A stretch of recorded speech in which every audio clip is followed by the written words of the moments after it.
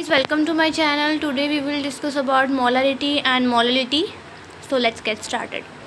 देखिए मोलरिटी, अब सबसे पहले इसको रिमेंबर करना, मोलरिटी यानी जिसमें आर आ रहा है वो मोलरिटी है। रिटी यानी कि हम इसको लीटर्स में कैलकुलेट करते हैं, ठीक है ना, क्योंकि लीटर में भी आर आता है। आर को आप इसमें मार्क करो, सो इससे थोड़ा जल्दी आ जाएगा, क्योंकि क्या है मोलरिटी और मोललिटी दोनों सुनने में भी एंड स्पेलिंग वाइज भी कन्फ्यूजन क्रिएट करते हैं।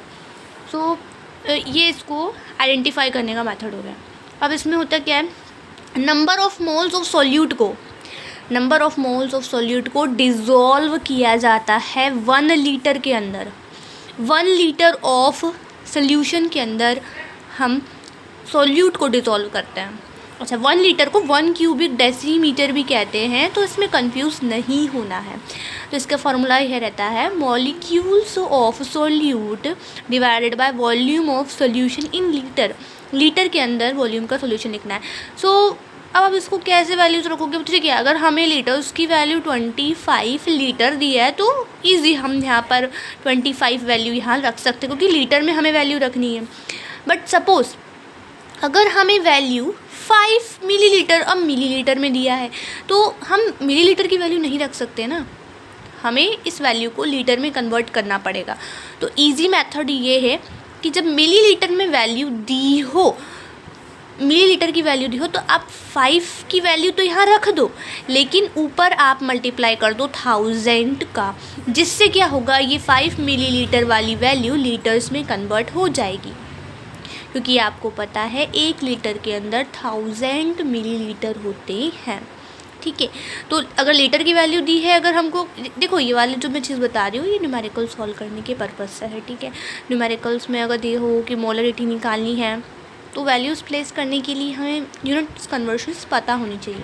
तो अगर 25 लीटर दिया है, लीटर में पहले से ही वैल्यू है, तो आप ऐसे कैसे वैल्यू रख देना। अगर मिलीलीटर में वैल्यू है, तो आप ऊपर 1000 का मल्टीप्लाई कर देना। ठीक है, अब देखिए यहाँ पर हमें डायरेक्ट वैल्यूज़ भी दी है।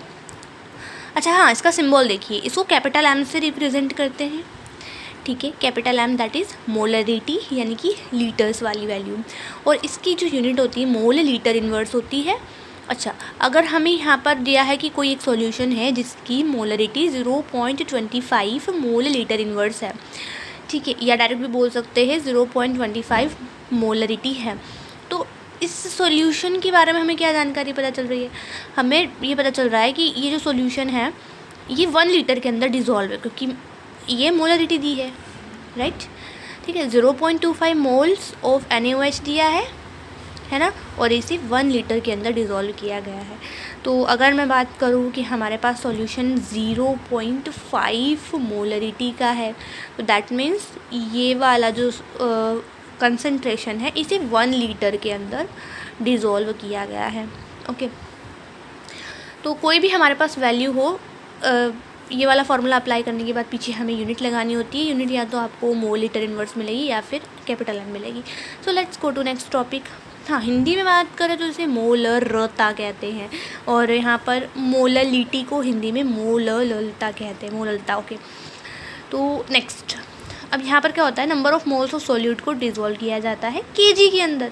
केजी, हाँ, लेकिन ये डिफरेंस है दोनों में। एक डिफरेंस ये दिखा कि ऊपर लीटर था, यहाँ पर किलोग्राम में डिज़ोल्व किया है, और ऊपर एक और डिफरेंस आपको देखिएगा, 1 लीटर सॉल्यूशन में घोला था। ओके, पर यहाँ डिफरेंस क्या है, 1 केजी सॉल्वेंट की वैल्यू है, मतलब यहाँ पर हमें सॉल्वेंट के अंदर डिज़ोल्व किया गया है, न कि सॉल्यूशन। तो फ़र्क है ना, दोनों में फ़र्क है। ओके, तो इसका फार्मूला है, मोल्स ऑफ सॉल्यूट की वैल्यू को जब डिवाइड किया जाता है mass of solvent in KG.